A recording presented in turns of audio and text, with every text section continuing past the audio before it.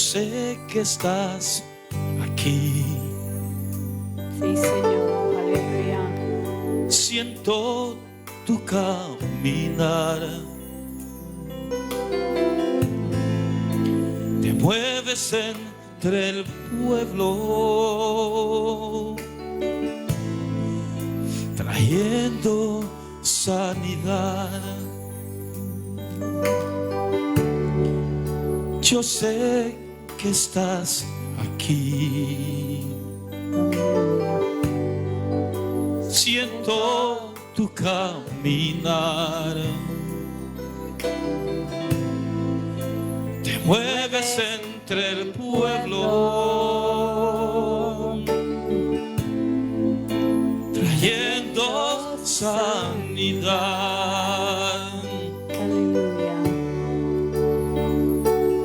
Con mi fe te alcanzaré. Con mi fe te tocaré. Mil milagros recibiré. Y sé que transformado yo seré. Con mi fe te alcanzaré. Con mi fe te tocaré. Mil milagros recibiré. Y sé que transformado yo seré. Y sé que transformado yo seré. Y sé que transformado yo seré. Praise God. Aleluya, aleluya. Y sé que transformado yo seré. Con esta preciosa melodía espiritual cantada por nuestro hermano Ernesto y acompañado en su piano, iniciamos la programación del día de hoy. Una alabanza que nos hace comprender y entender la potencia, la grandeza de Dios a quien nosotros le servimos para transformar al ser humano y para proveerle todo lo necesario en la vida que en esta hora y en este mundo estamos viviendo. Saludamos a los hermanos que se han esforzado y han llegado para dar culto al Señor. El culto es una ofrenda en sacrificio vivo, porque es el esfuerzo, es la disposición de cada uno de los que han llegado y llegarán de honrar a Dios en agradecimiento por lo mucho, por lo bueno que Él nos provee. Pero no solamente lo hacemos por los beneficios materiales, ni aún físicos, sino lo hacemos porque lo amamos. Lo amamos en medio del sufrimiento, en medio de la persecución, en medio de toda situación. Hay una relación, una vinculación, una unión con Dios que nos hace esforzarnos y sacrificarnos para llegar a su casa y dedicarle culto. Saludamos a los que tan atentamente nos escuchan y nos observan. Estoy en la completa seguridad que muchos están en expectación de que a través de la programación Dios se manifieste en sus vidas, en el lugar donde se encuentran, cual sea la situación, cual sea la condición. Dios está listo para obrar. Todo lo que necesita el ser humano para que Dios le provea y le supla es tener fe en Él.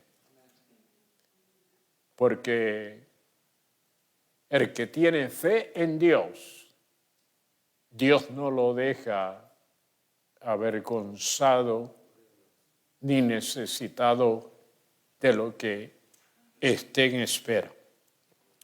Hoy comenzamos una serie de estudios sumamente interesantes porque tienen que ver con la iglesia.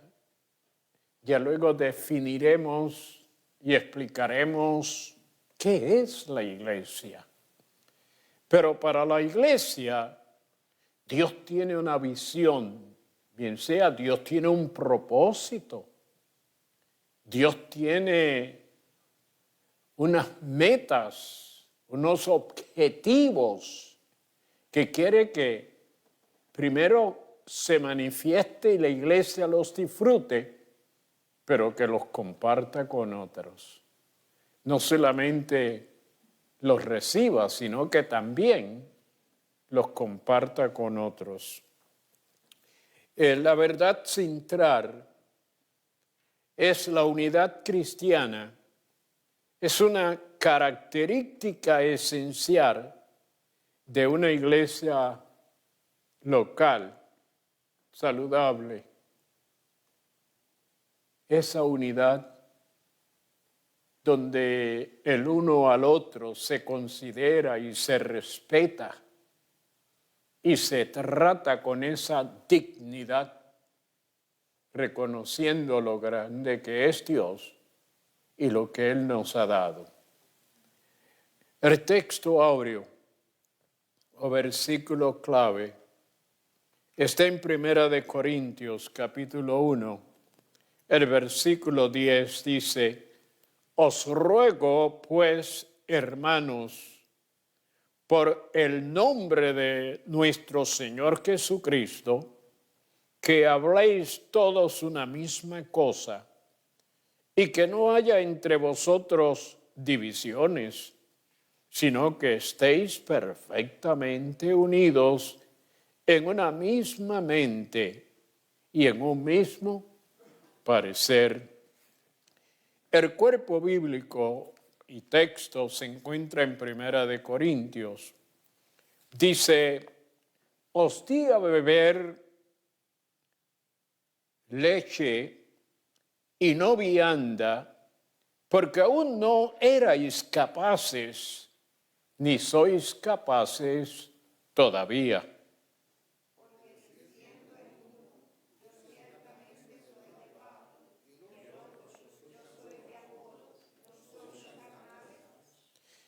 ¿Qué pues es Pablo? ¿Y qué es Apolos? Servidores por medio de los cuales habéis creído, y eso según lo que a cada uno concedió el Señor.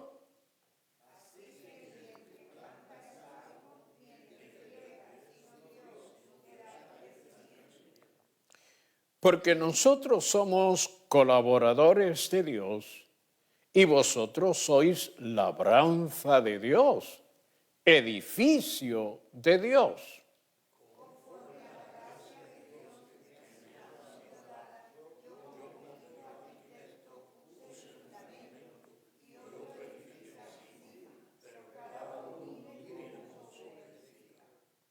Porque nadie puede poner otro fundamento que el que está puesto, el cual es Jesucristo.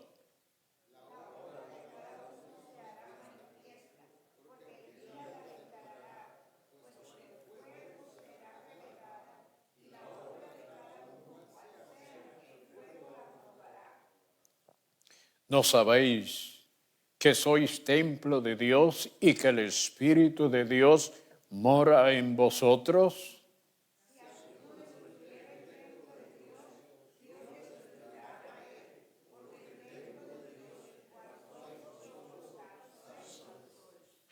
Nadie se engañe a sí mismo. Si alguno entre vosotros se cree sabio en este siglo, hágase ignorante para que llegue a ser sabio.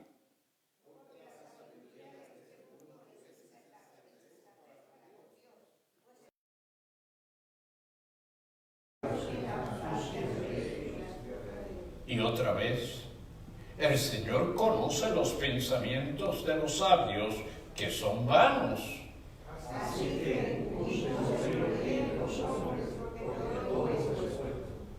Sea Pablo, sea Apolos, sea Cefas, sea el mundo, sea la vida, sea la muerte, sea lo presente, sea lo porvenir, todo es vuestro, y vosotros de Cristo, y Cristo de Dios. Padre, te damos gracias por este privilegio tan grande de congregarnos después de haber sido, Dios mío, protegidos, guardados, y tú nos has provisto durante el día. Y en esta hora, en agradecimiento, hemos entrado por las puertas del templo para dedicarte nuestras vidas y honrarte en lo que hemos de hacer, esperando que te manifiestes y cada vida que ha de llegar pueda sentir que llegó a tu presencia y que el Espíritu Santo le ministre cual sea la necesidad. Te presentamos a aquellos que están en la audiencia, escuchando, observando, esperando, Señor, ese momento cuando el Espíritu Santo, que escudriña y conoce las necesidades y la condición de cada uno de ellos, ha de ministrarle, y Cristo ha de ser glorificado por las sanidades, por la liberación, pero sobre todo, Señor, porque muchos en esta hora abrirán sus corazones y el Espíritu iluminará su entendimiento y recibirán, creerán en Cristo Jesús y serán salvos. Gracias, Padre, en tu nombre. Amén. Vamos a adorar al Señor. Nuestro hermano Manuel con nosotros.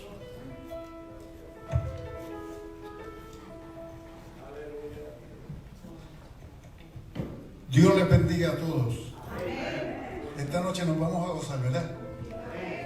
Aunque sea también con Jesús el Nazareno. Y Dios bendiga a cada uno de los que se encuentran aquí presentes y también bendiga a aquellos que nos están viendo a través de la televisión.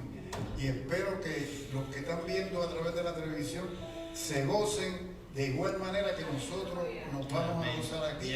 Pero yo quiero que todos, tanto los de aquí como los que nos están viendo, que me ayuden a cantar, ¿ok? Dios les bendiga. Vamos a cantar el primer cántico que lleva por título Cuando Faraón dejó ir al pueblo. Cuando el faraón dejó ir al pueblo, Jehová los guió por el desierto. Cuando el faraón dejó ir al pueblo, Jehová los guió por el desierto. Y Jehová iba delante de ellos, y Jehová iba delante de ellos, de día como una nube, de noche como una de fuego, de día como una nube, de noche como una de fuego, de día la nube, de noche el fuego, de día la nube, de noche el fuego. Cuando el faraón dejó ir al pueblo, Jehová los guió por el desierto. Cuando el faraón dejó ir al pueblo, Jehová los guió por el desierto. Y Jehová iba delante de ellos, y Jehová iba delante de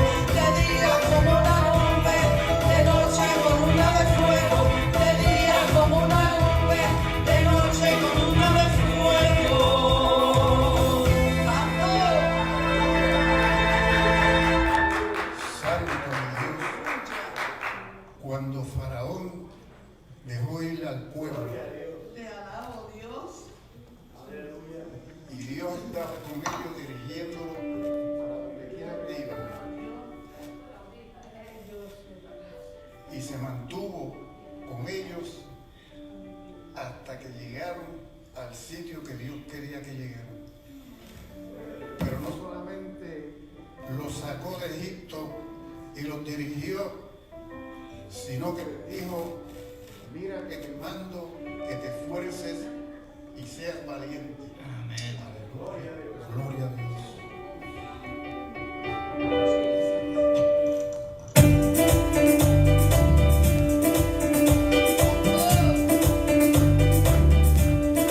Mira que te mando que seas valiente, no temas ni desmayes.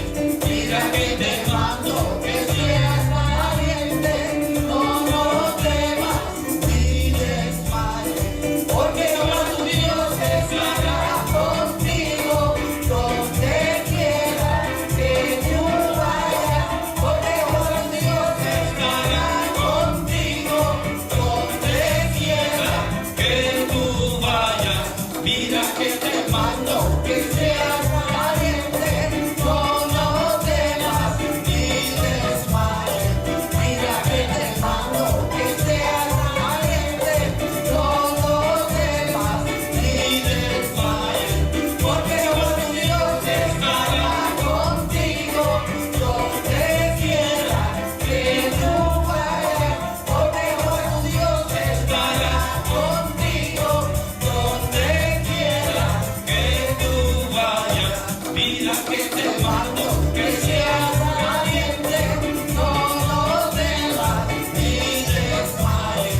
Mira que te mando que seas valiente, no temas ni desmayes. Porque Jehová tu Dios estará contigo donde quiera que tú vayas. Porque Jehová tu Dios estará contigo donde quiera que tú vayas.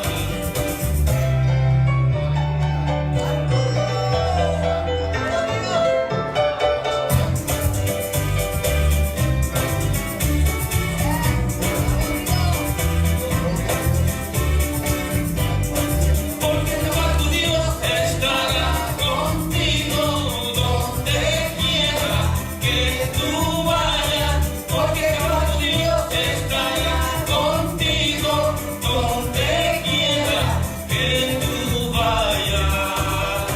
Gloria a Dios. Gloria a Dios. Bendito Dios para siempre. Vamos a estar en pies y a buscar en nuestra Biblia el libro de Juan, capítulo 9. Le voy a estar dando lectura del versículo 1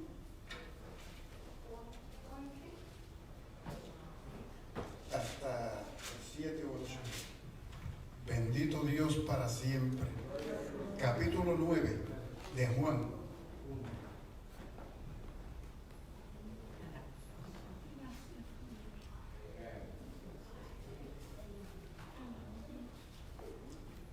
Del versículo 1 hasta el 8. O el 7, lo voy a ver. Bendito Dios para siempre. ¿Todos lo tienen? Amén. La palabra dice: en el nombre del Padre, del Hijo y del Espíritu Santo. Por título lleva: Jesús sana a un ciego de nacimiento. Al pasar Jesús vio a un hombre ciego de nacimiento. Le preguntaron sus discípulos diciendo: Rabí, ¿quién pecó, este o sus padres, para que haya nacido ciego? Respondió Jesús: no es que pecó este ni sus padres, sino para que las obras de Dios se manifiesten en él. Me es necesario hacer las obras del que me envió, entre tanto que el día dura.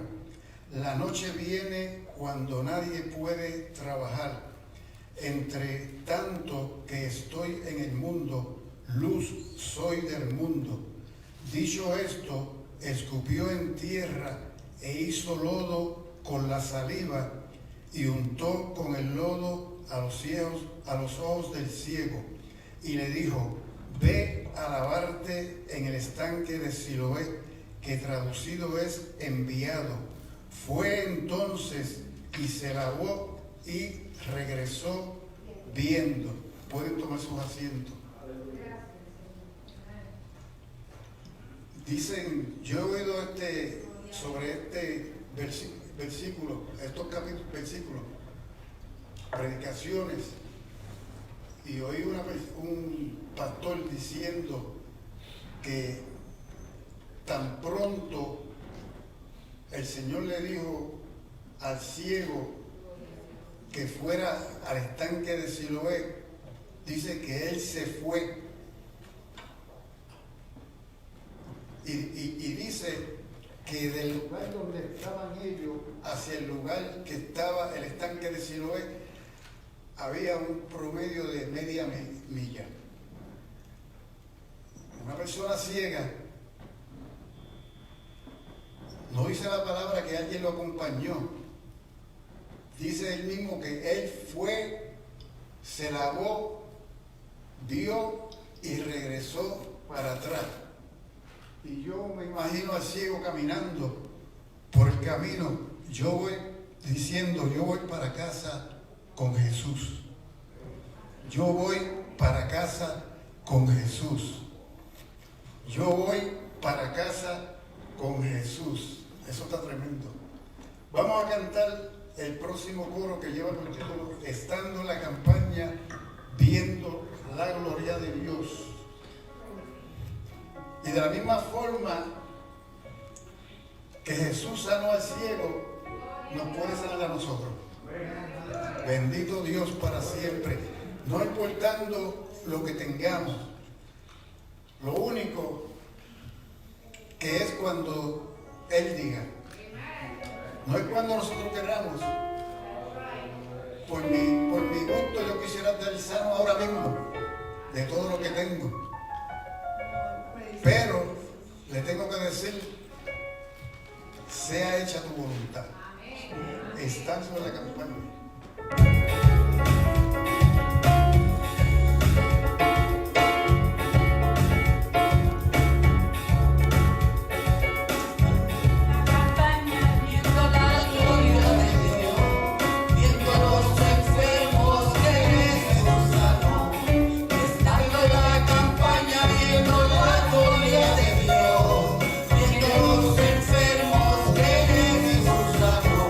Los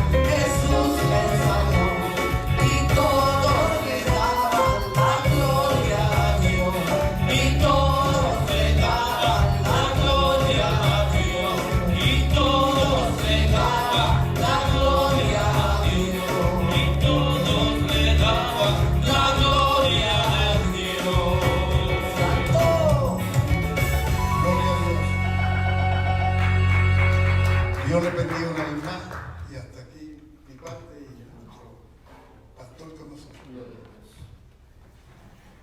Alabado sea el Señor. Qué bueno es poder adorar al Señor y sentir que Él se agrada de la adoración que se le dedica. En esta hora, de inmediato, vamos al estudio de la palabra porque tiene un contenido muy esencial, muy necesario para los que componemos o somos la iglesia del Señor, la iglesia de Dios. Y el tema, mientras lo estudiaba, me hizo pensar y analizar muy bien lo que quiere decir y al mismo tiempo si nuestra congregación está en esa posición que Dios quiere que estemos para que el propósito de Dios, escuche bien, el propósito de Dios se cumpla, se logre. Bien sea, el tema es la visión. Y ya luego definiremos, explicaremos qué implica esa palabra visión. Porque hay muchos hermanos que son visionarios. Y ya luego también les explicamos. Pero el tema es la visión, bien sea Dios tiene en él un propósito. Él tiene en él lo que no llamaría un fin, sino un cúmulo de una numeración muy amplia de cosas.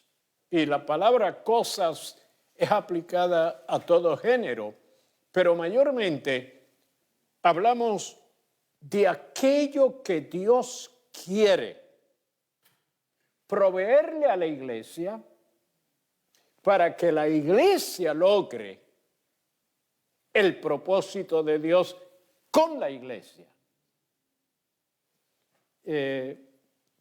Ya luego vamos a definir la verdad central, piense, a través de todo el estudio. Esto es lo que sobresalta que debemos de mantener en nuestras vidas. Es que la unidad cristiana debe de ser una característica esencial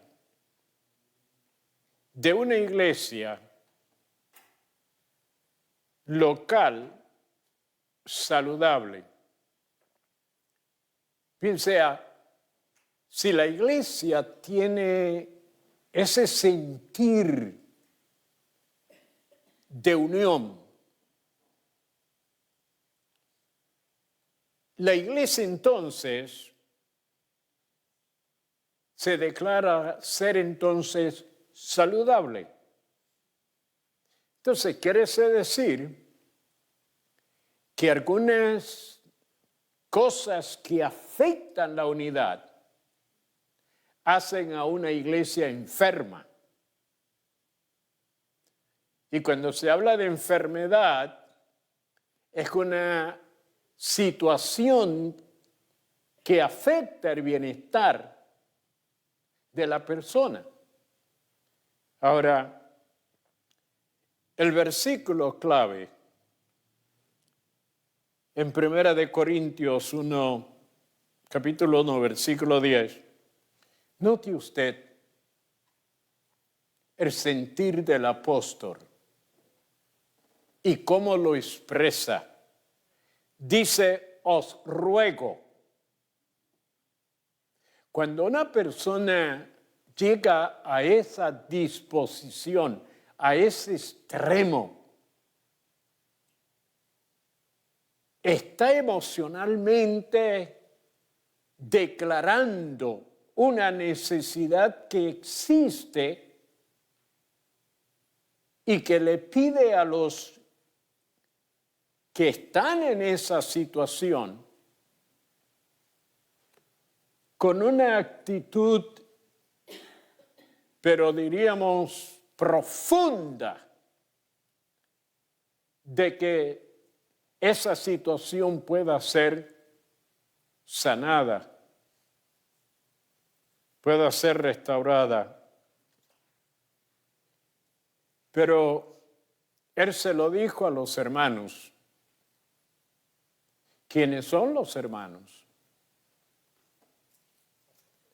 Ya vamos a ver quiénes son nuestros hermanos, porque el vocablo se usa para la familiaridad de un hogar. Todo aquel que es nacido en un hogar de una misma pareja, de un mismo matrimonio, esos hijos se llaman y se conocen como hermanos. Es más, hay primo hermanos, que son los hijos también de nuestros tíos. Y entonces se llaman primos hermanos y así sucesivamente hasta que, fíjese, la Biblia habla de hasta el cuarto primo. Lo considera parte integrante de la familia. Pero vamos a dejar esto por ahora, porque en el nombre del Señor es que se hace el ruego. ¿Por qué? Es como si el Señor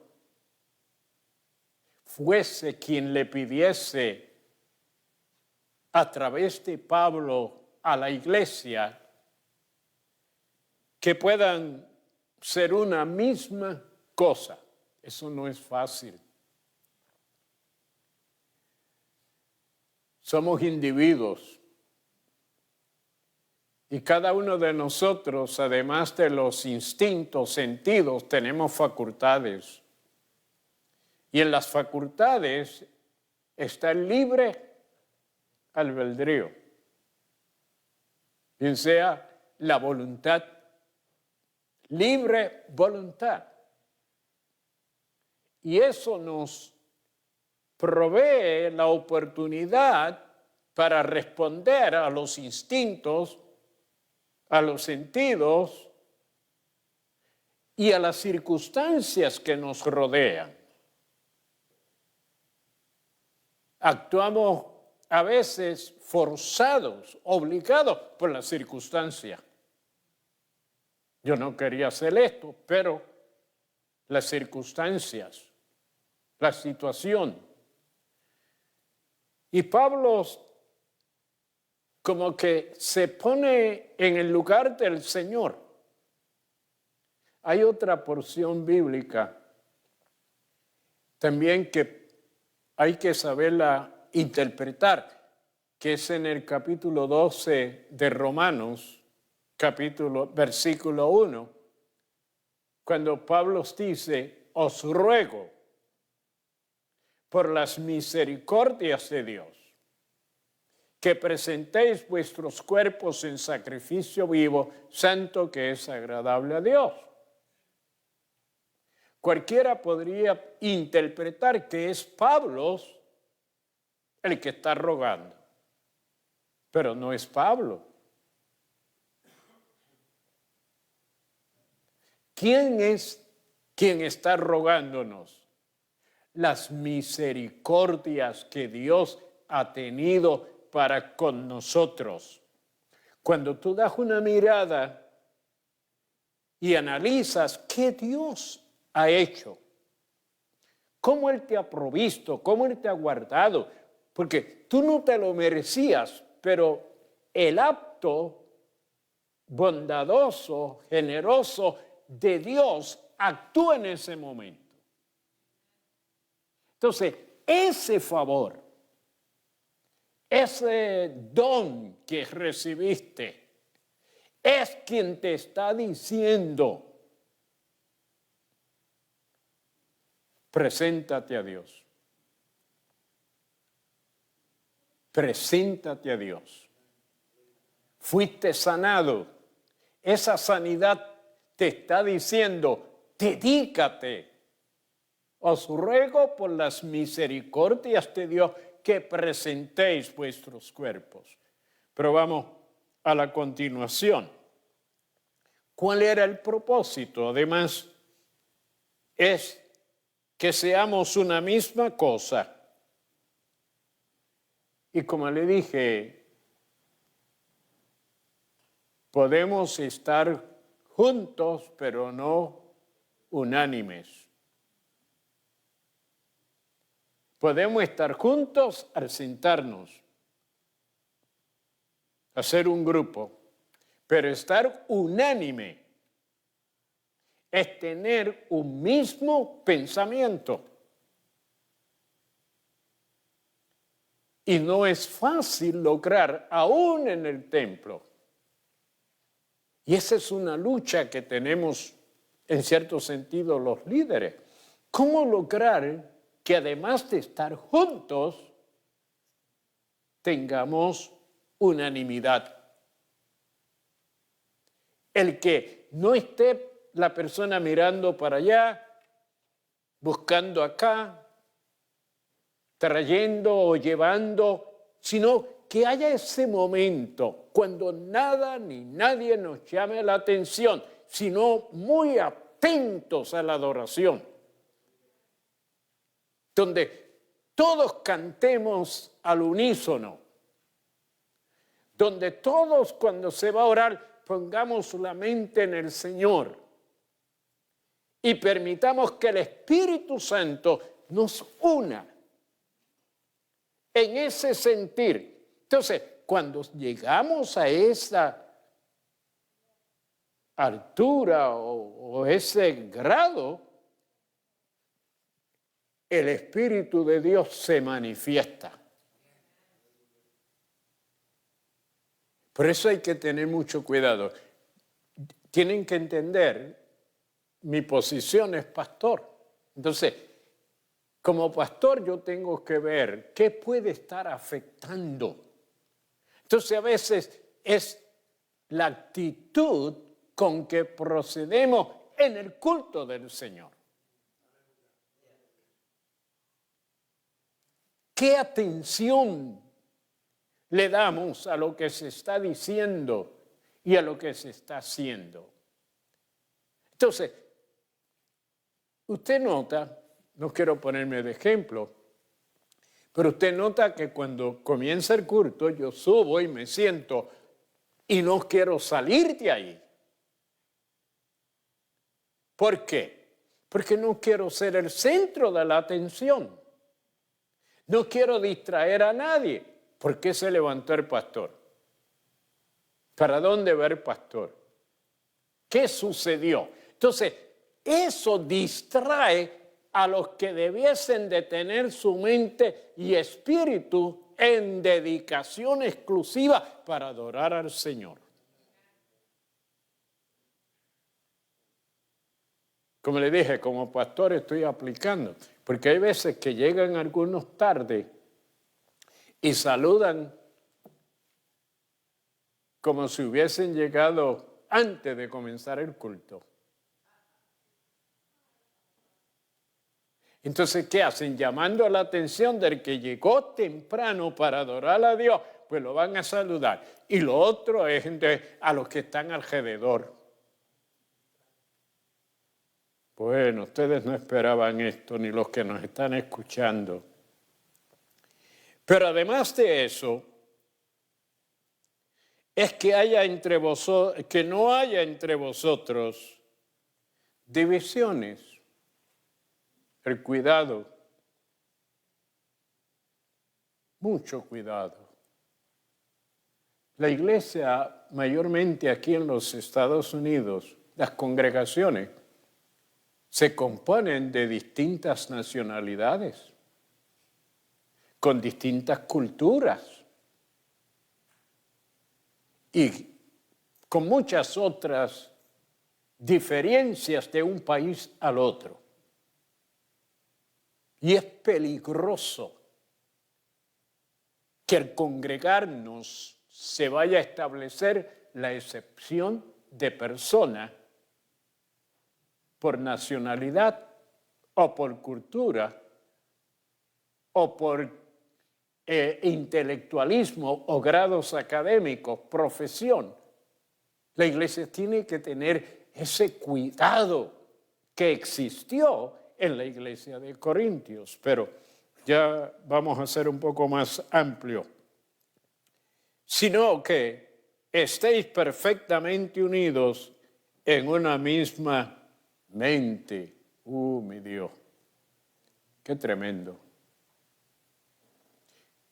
¿Cómo podemos estar en una misma mente? Pues como le dije, si se está cantando, tratar de cantar lo que se está cantando. Cuando se está leyendo la palabra, prestar la suma atención a la palabra. Durante todo el culto, evitar el salir, el entrar. Hay algunos que se van a sentar por acá y entran por allá y dan la vuelta así. Y entonces vienen a pasar por el frente. No importa que estemos predicando, que estemos haciendo lo que estemos haciendo para el Señor. Ellos. Y muchos se levantan, como se levantan en la casa del mueble en que están sentados y siguen andando. Como le dije, como pastor, mi posición como pastor es observar y corregir. Y corregir. Entonces, y un mismo parecer, ¿qué implica parecer? Es tener unas metas, tener unos objetivos y luchar unánimemente para que se logre ese parecer. Pueden tener la porción bíblica, pero déjenme, voy a ligeramente analizársela. Dice, os di a beber leche y no vianda, porque aún no erais capaces, y esta otra frase, ni sois capaces todavía. Pero, ¿a quién es que se le da leche en su premura, en su nacimiento, en su infancia? Es al niño por varias razones. Primero, el niño de por sí no puede valerse. Él responde, ¿sabe a qué? No a los sentidos. Primero, él responde a los instintos. ¿Cómo el niño demuestra que tiene hambre, que necesita? Se saca un grito, empieza a llorar. Ahora, tiene que crecer, tiene que madurar. Y el apóstol dice, no les puedo dar vianda.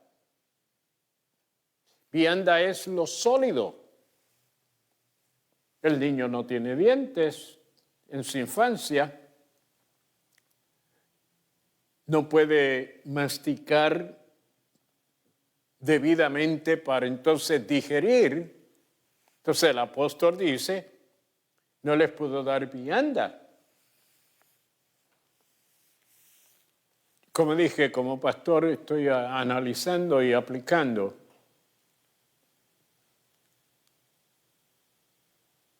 Hay una situación que he notado y me está afectando en el sentido de analizar. Y es la preparación de las personas que quieren casarse y tener hijos.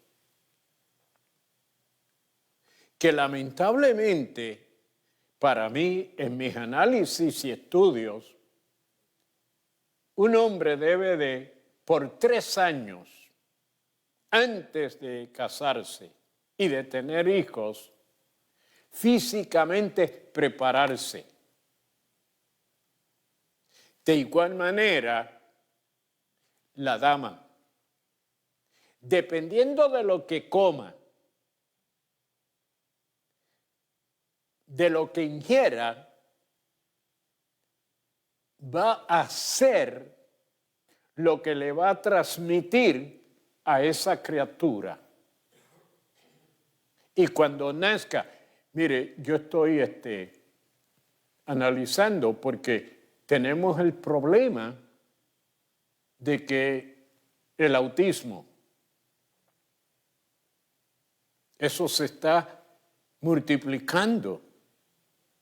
Tenemos el problema de los transexuales.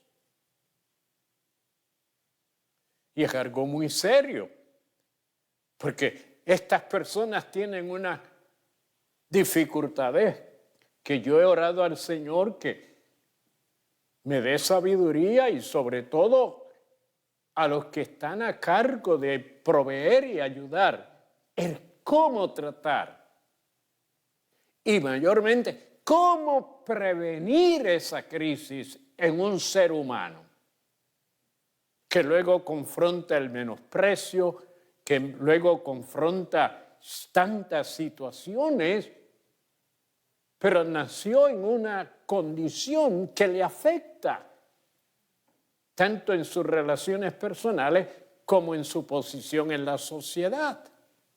Entonces,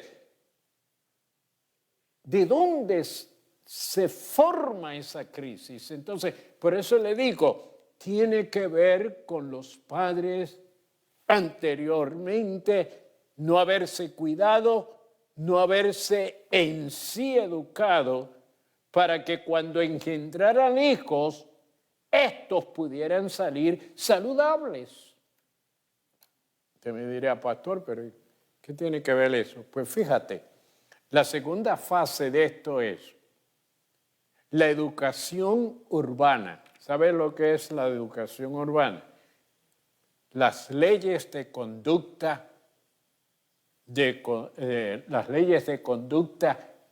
del individuo. ¿De qué edad a qué edad debe de enseñársele? ¿Sabes qué? Desde antes de nacer hasta los 3 o 5 años de edad. Antes de nacer, las emociones y los sentimientos que se manifiestan en la madre se implantan en la criatura. En los estudios que hice de biología, en la psicología, pero vamos a dejar, simplemente voy de inmediato. Confronté un caso de una mamá que me decía que cuando el papá se acercaba al niño, el niño comenzaba a llorar. y tenía unos gestos de que no quería ni que lo tocara. En el análisis que hice le pregunté, ¿cuál fue el comportamiento del padre cuando usted estaba embarazada? Y él dijo, él era muy áspero, él era violento, él me empujaba, él aún me llegó a golpear. Yo le dije, eso que usted ve en el niño, él lo percibió cuando estaba en la matriz. Y eso es lo que ahora, porque fíjese, en la matriz, los niños, el embrión escucha y recibe a través de los sentimientos de la madre, él percibe también los sentimientos se le manifiestan.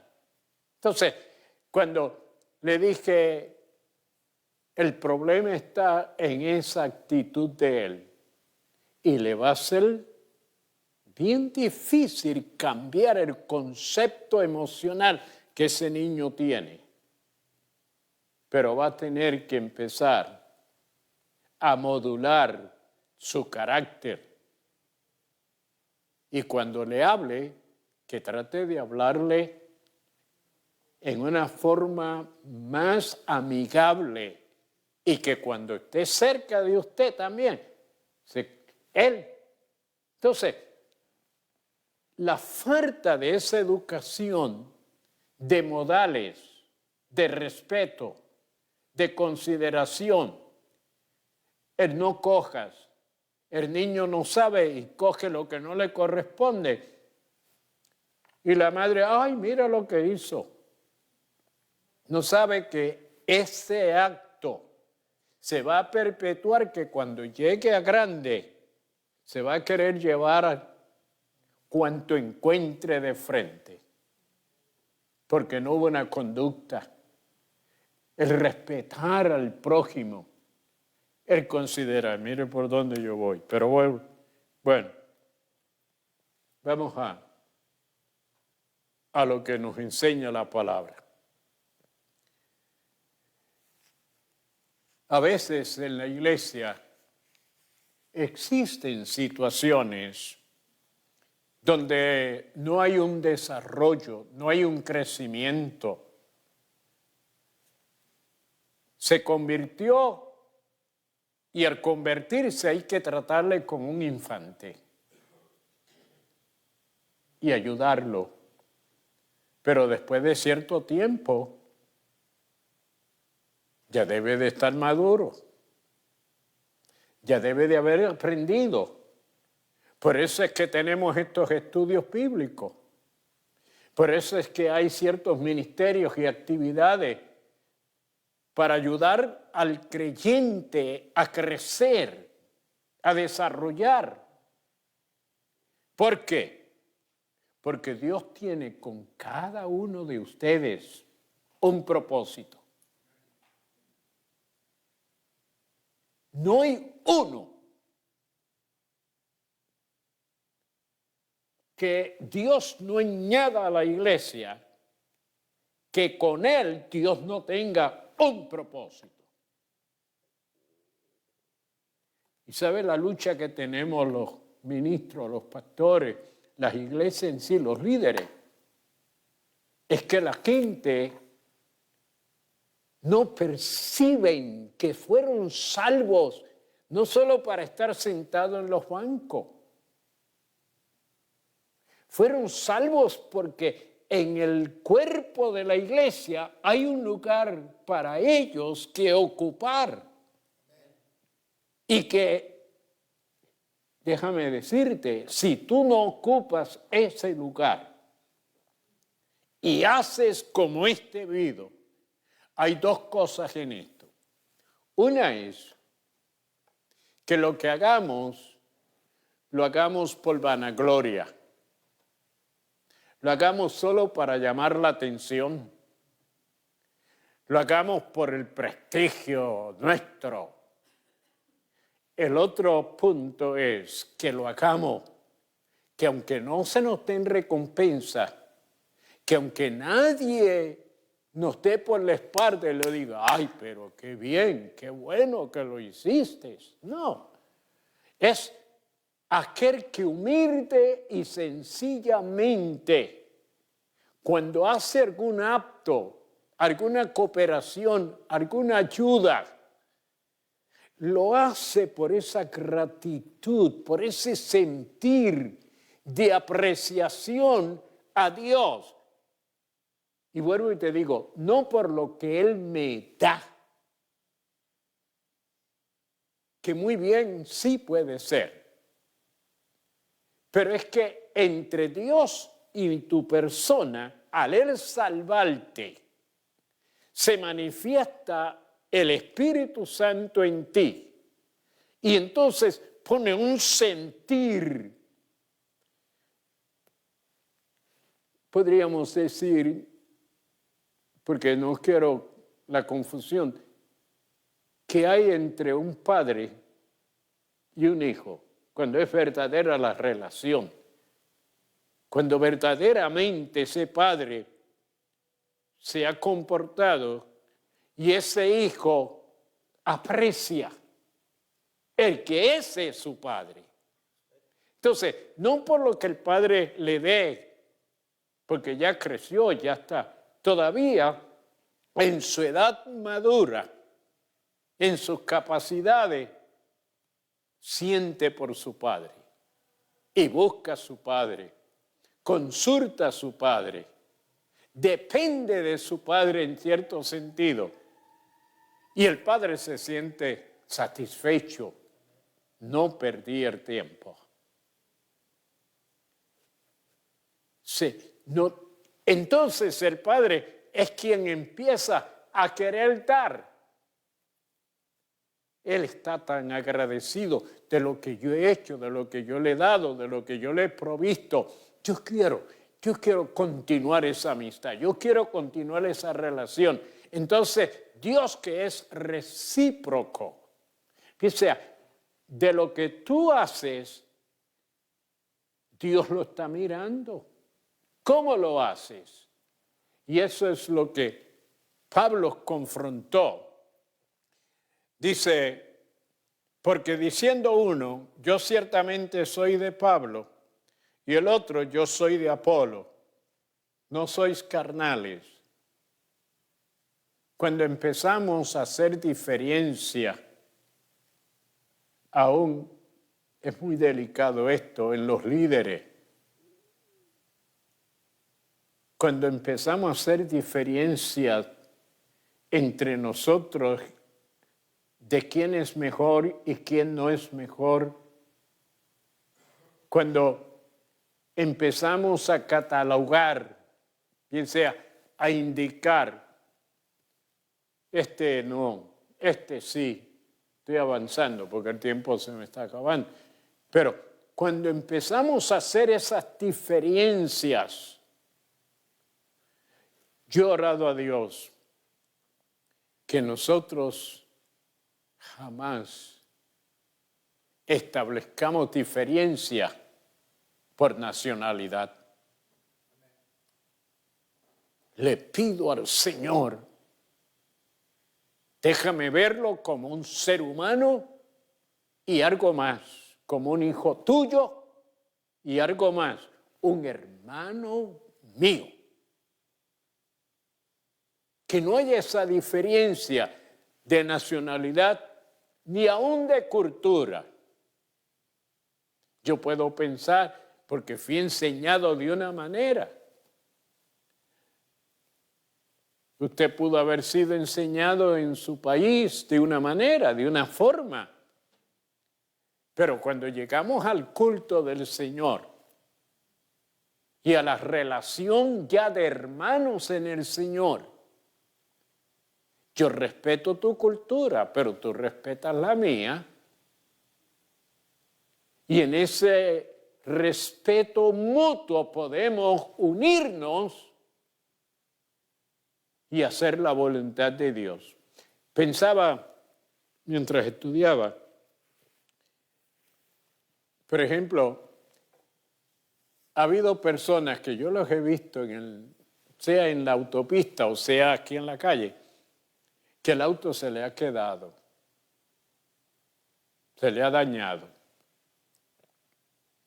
Pero X razón no le prende, no puede caminar. Y yo lo veo que se baja, abre la puerta y empieza a empujar el carro. Pero no puede. Pero he visto yo mismo en la autopista, como tengo las luces, puedo ponerlas, me bajo, le pregunto, y a uno de ellos me dice, no tengo respuesta. Otro me dice, no tengo gasolina. Y el de la respuesta, esto es ligeramente así, le dije, pues vente, vamos a buscar un garaje. Buscamos el aro para llevarlo a buscar la respuesta. Y cuando llegamos, ¿sabe lo que pasaba? No tenía dinero. Entonces, yo estoy ahí con él al lado. El que está atendiendo me miró y me dice, ¿y quién es usted? Porque vio que en mi auto estaban las luces puestas. Le dije, mira, yo soy un oficial y aquello. Y me dijo, ¿y qué va a hacer con él? Le dije, mira, dime cuánto vale la llanta. Me dijo, vale 100 y pico, vale bastante. Yo, no hay problema. Móntasela en el aro. Lo cogí, lo regresé y le pusimos la llanta. Yo tuve que servir de policía, de agente, de oficial, porque el tráfico era violento en lo que él podía poner la llanta al auto. ¿Sabe qué? Ni el nombre de él sé. Ni el nombre de él. Ni le pregunté en todos los trámites que hicimos, ni le pregunté. Y cuando llegó al auto que lo arreglamos, yo esperé que él me dijo, deme la dirección y su nombre para yo darle el dinero, como que Dios me dijo, es a mí que tú me estás sirviendo. Dale el ejemplo de que en medio de sus circunstancias Dios ha obrado. Y así le dije, mira, olvídate de mi nombre, olvídate de mi número de teléfono, pero cuando puedas ir a una iglesia, agradécele a Dios lo que ha hecho por ti. Porque ha sido el Señor que me ha parado. Yo a veces, pero eso lo he hecho varias veces. Pero lo que yo quiero que usted entienda es, Dios tiene un propósito contigo y conmigo. Y entonces, el problema de hacer diferencia en las culturas, uno decía que era de Pablo y otro decía que era de Apolos. ¿Quién era Apolos? Apolos era uno de los más grandes predicadores que tuvo la iglesia primitiva. Era una persona bien instruida y una persona que disertaba sobre el conocimiento de las cosas de Dios. Pues, cuando llegó a Corintios y se estableció allí para ayudar a la iglesia, la gente decía, no, yo pertenezco a Pablo porque yo me convertí bajo su ministerio. Y otros decían, no, yo soy de Apolo porque yo me convertí bajo el ministerio de Apolo. Entonces, existía esa diferencia. Por eso Pablo dice, ¿qué pues es Pablo y qué es Apolo? Simplemente los instrumentos y los medios que Dios usa. Que Dios usa. Por medio de los cuales son servidores, por medio de los cuales habéis creído. Y eso según lo que cada uno concedió el Señor. Así que ni el que planta es algo, ni el que riega, sino Dios que da el crecimiento. Por eso yo tengo mucho cuidado. No sé por qué me pongo tanto de ejemplo, porque imagínense por el Helping Hand cuánta gente pasaron. Y comenzamos ahí primero en el nursery de aquí, luego pasamos al edificio, luego se utilizó. ¿Cuántos hay sirviéndole al Señor? Y son ministros, hay pastores. En la ciudad de Nueva York hay uno que él contribuye y ayuda al orfanatorio en Santo Domingo. Y él ha querido que la ayuda que él le manda al orfanatorio venga primero aquí a la iglesia. Y que entonces nosotros se la enviemos. ¿Sabe qué? Porque él dice, a quien yo le debo el agradecimiento de lo que Dios hizo en mi vida, es a la iglesia cristiana El Buen Pastor. Pero yo le he dicho a todos, porque algunos me dicen, usted es mi papá. Digo, no, el papá tuyo es Dios. Es el Señor. Él me usó a mí para que tú seas bendecido, pero yo no soy. Digo que tenemos que tener un cuidado inmenso los líderes, porque podemos ser el punto de vista de los demás. Y a veces hasta en la escuela dominical o en los estudios. No, yo voy cuando fulano sea el maestro. Yo voy cuando fulano sea el predicador. Yo voy, entonces hacen excepción al extremo de no venir al culto, porque no es la persona favorita de ellos quien va a estar haciendo las cosas, quien va a estar ministrando. Eso está en el estudio, ¿sabe?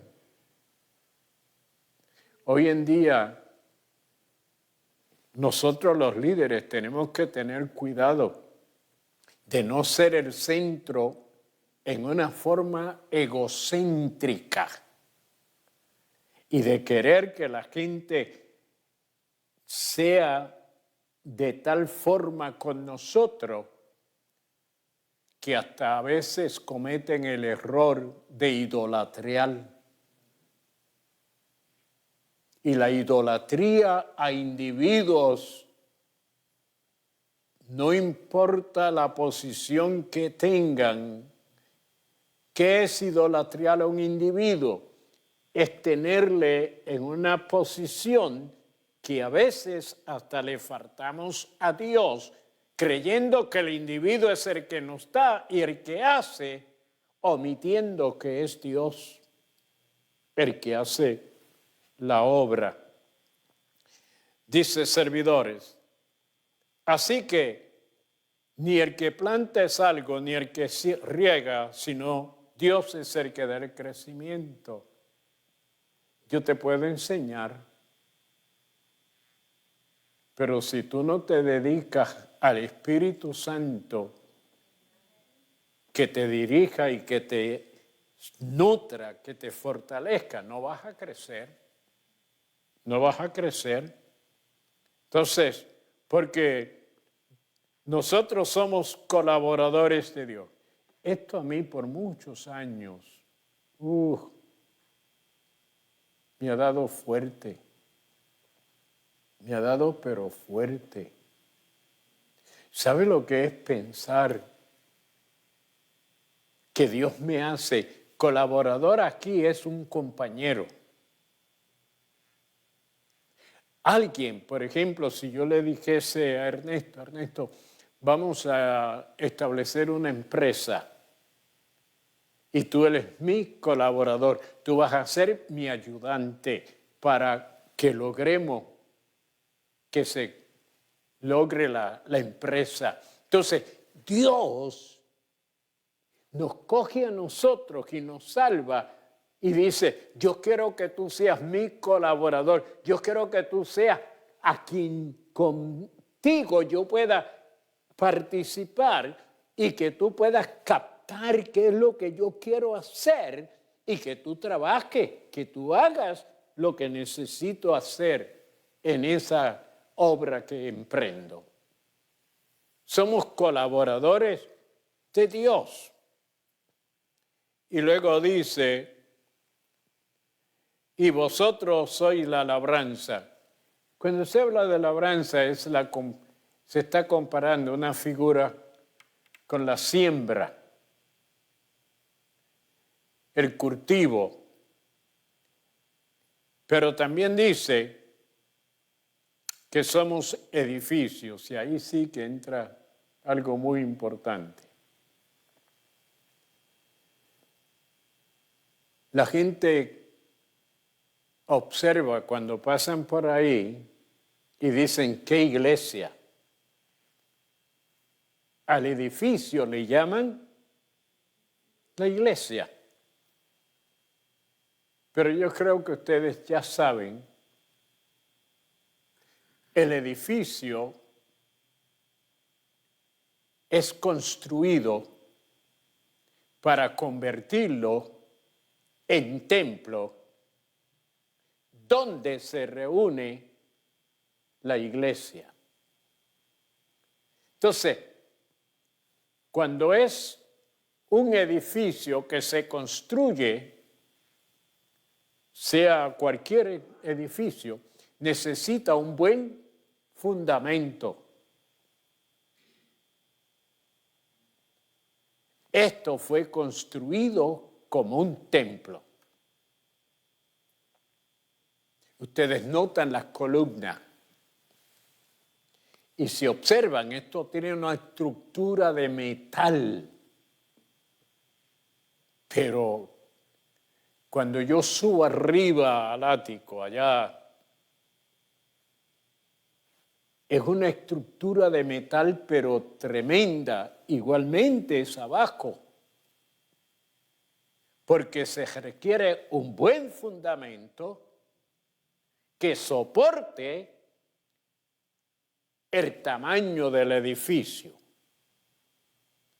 La iglesia es comparada a un edificio.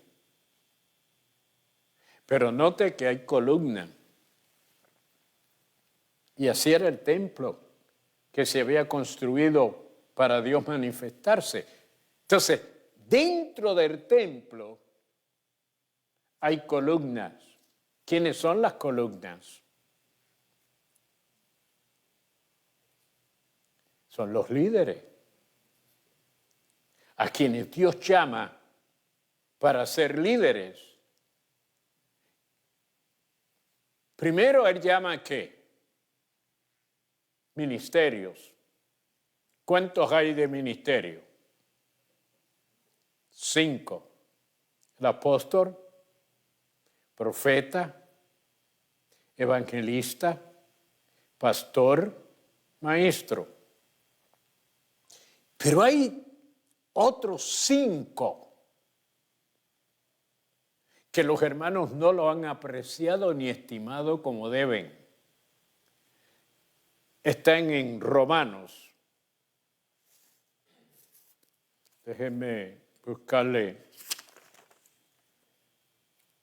Primero, Puede buscar en Efesios 4:11, pero luego en Romanos 12. Fíjese usted, el que es presidente de uno de los grupos, sea de damas, sea de caballero. La Biblia habla del que preside.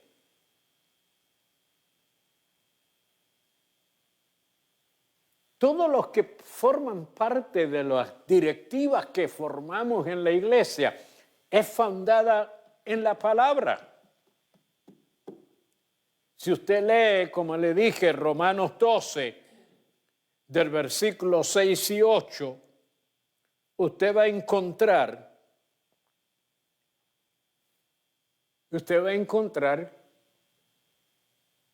que no hay uno que no tenga un lugar que ocupar. Cuando vaya a su casa, pues lo puede leer. Pero fíjate que los dones de administración, el que es tesorero, el que es secretario, él estableció el diaconado, él estableció los síndicos, están en la palabra. Y la iglesia tiene que preocuparse e interesarse. ¿Qué yo puedo hacer? ¿A qué me ha asignado Dios? Él me llamó, me ha salvado.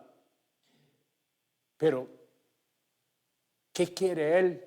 Porque fíjate, en 1 Corintios capítulo 12, del versículo 1 hasta el 31 yo puse, ¿qué hay? Los dones. Los dones. Y están, si tenemos al Espíritu Santo con nosotros, están los dones del Espíritu aquí. Pero te ocupas tú, te interesas tú de cuál es el don que tú posees, que ya Él te dio. Un don es un regalo. El don no es por preferencia. Bien sea, yo no puedo decirle al Señor, mira Señor, yo lo que quiero ser es, pues fíjate, dame el don de ciencia. El don de ciencia es el don de conocimiento que revela los acontecimientos o cosas, no profecía.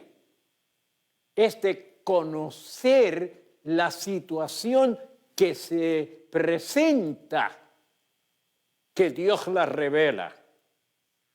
Don de ciencia, de conocimiento. Pero está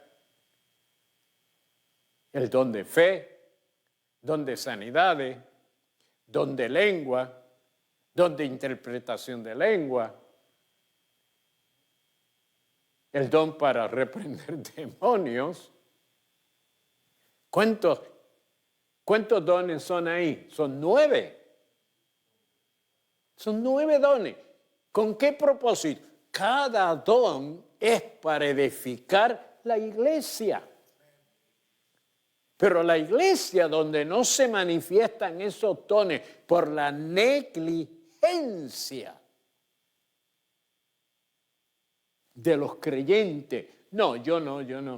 No quiere meterse a orar, no quiere meterse a ayunar, no quiere leer la Biblia, no se presenta al Señor y le dice, bueno, Señor, yo quiero ser algo. ¿Qué es lo que tú me has dado que yo puedo usar? No, yo lo que voy es a sentarme allí y a escuchar y esto, y tan pronto el pastor termine y diga amén, me voy. No. Por eso la iglesia se detiene. Por eso hay problemas personales porque no se está buscando la dirección y la guianza del Señor. Entonces,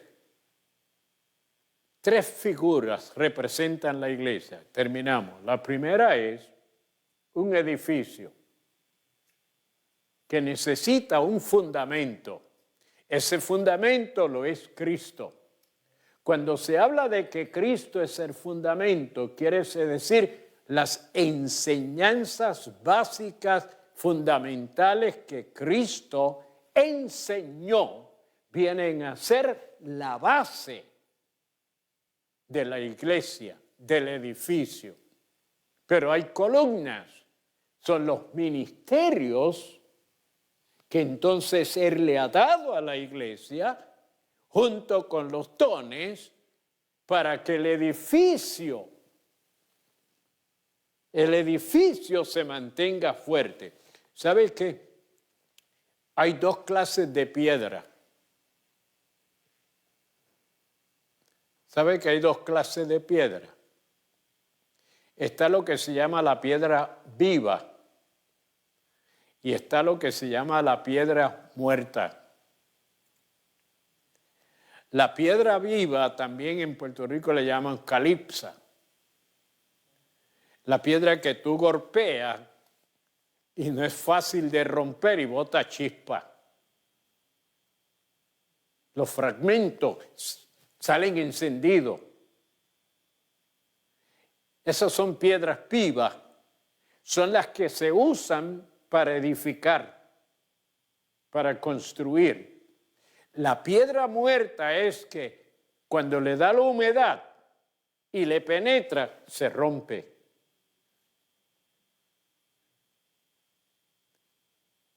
Pedro dice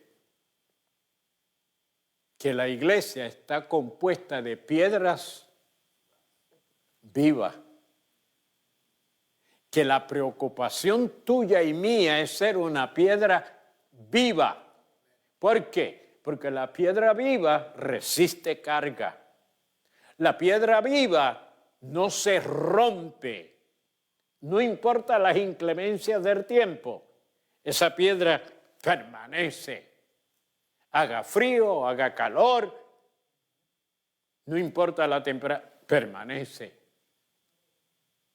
Segundo, es un templo. Damos gracias a Dios por el templo. Pero un templo sin la presencia de Dios es un edificio. Un edificio. Además de ser un edificio que tiene un fundamento y unas columnas, se convierte entonces en un templo. Pero ¿cuándo se convierte en un templo?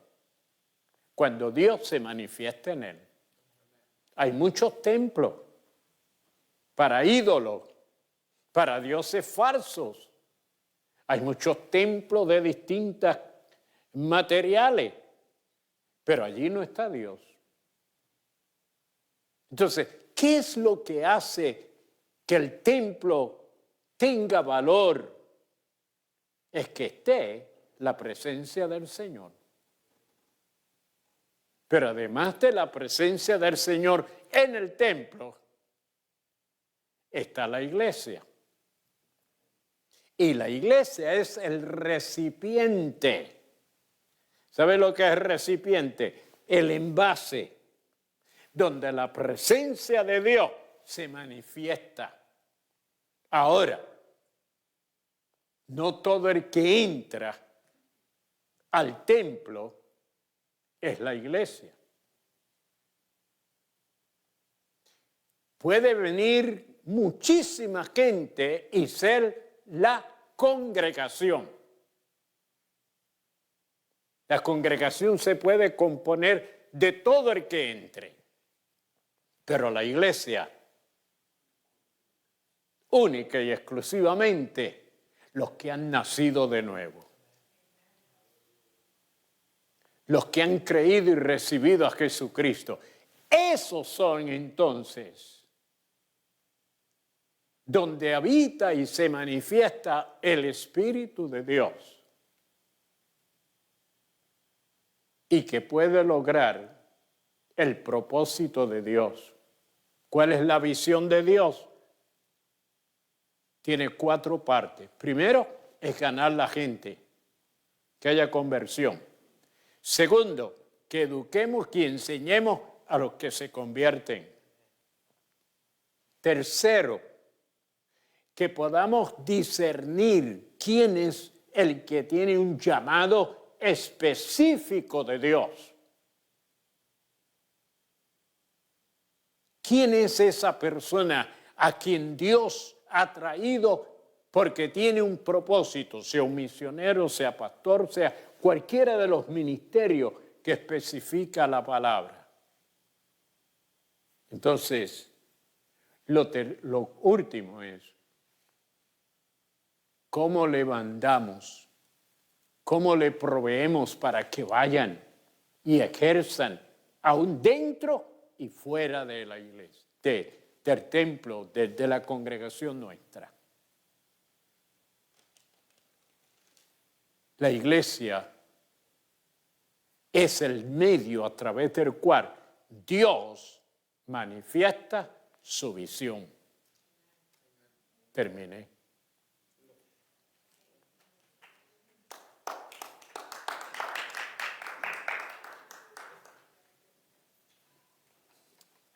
Gracias, Cruz, gracias.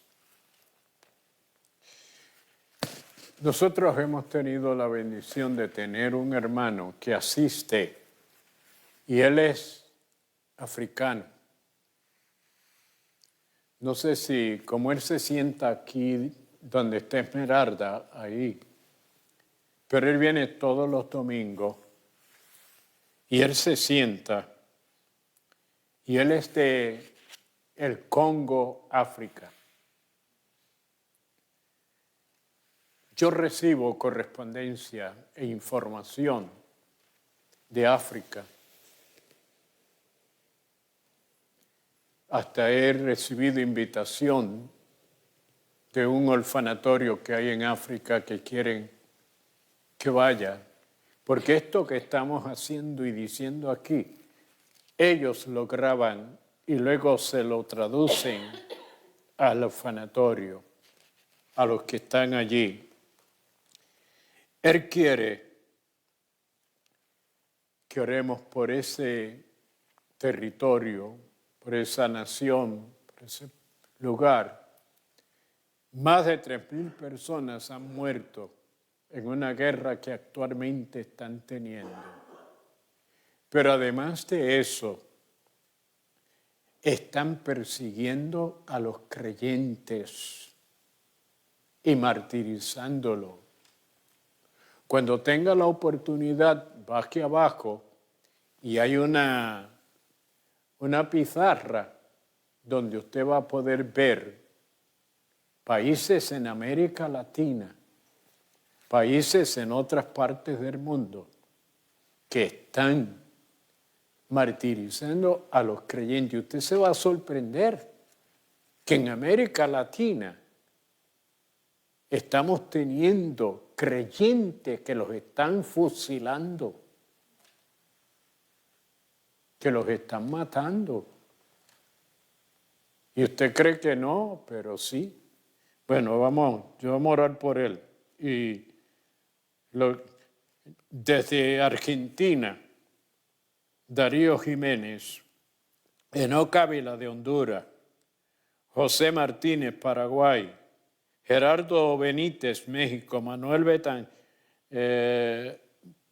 Bustamante de Colombia, Marilyn Alemán, Puerto Rico, Raquel Rivera, Cuba, Jaime Sago de México, Vicente Díaz, Chile, José Martínez, Colombia, Carolina Aguilar, España, Felipe Romero, Colombia, Raúl Salazar, México, Sandra Villalobos, Chile, Cleotilde Rodríguez, México, Ramón Flores, Honduras, Idalmis León, Venezuela, Guillermo Córdoba, de Perú, Zoraida Álvarez, Filipinas, Rafael Arroyo, España, Adriana A.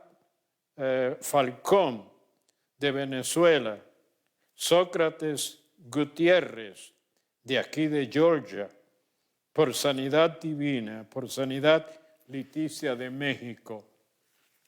Por eso, hermanos, hacemos el esfuerzo y todavía tenemos que ampliar mucho más este sistema de comunicaciones y los teléfonos y muchas otras cosas, y que podamos darle parte a algunos hermanos. Yo quiero hacer un estudio en el otro edificio donde podamos transmitir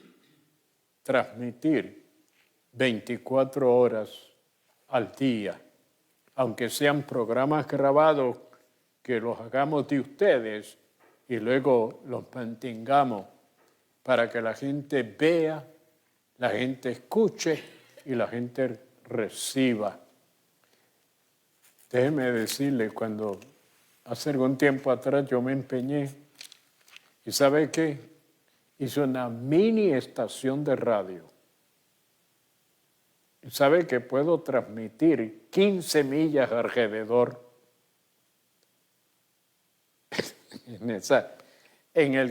Puedo coger la frecuencia 88. ¿Sabe por qué no he querido? Se la regalé a alguien y luego me la devolvió porque no sabía trabajarla.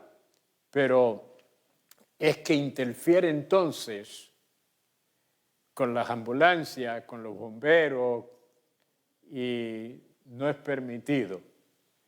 Pero podría coger 15 millas sin necesidad de transmisores, de nada. Y es más pequeña que el teléfono. Un día se la voy a traer para que la vean y la voy a instalar ahí en la oficina y me van a escuchar. Pero no, es una violación a las leyes federales. Vamos a estar en pie. Aquellos que nos han escuchado y que desean ser salvos en esta hora, queremos decirte bienvenido a la familia del Señor y queremos comunicarnos contigo. Ten la amabilidad de llamarnos al número de teléfono 367-1577. Amén. Vuelvo a repetirle. Puede llamar. Yo estoy aquí desde las 9 de la mañana hasta las 2:30 o 3 de la tarde. Si desea comunicarse conmigo, 203-367-1577, y estaremos dispuestos para responderle y ayudarle en el crecimiento y fortalecimiento en la obra del Señor.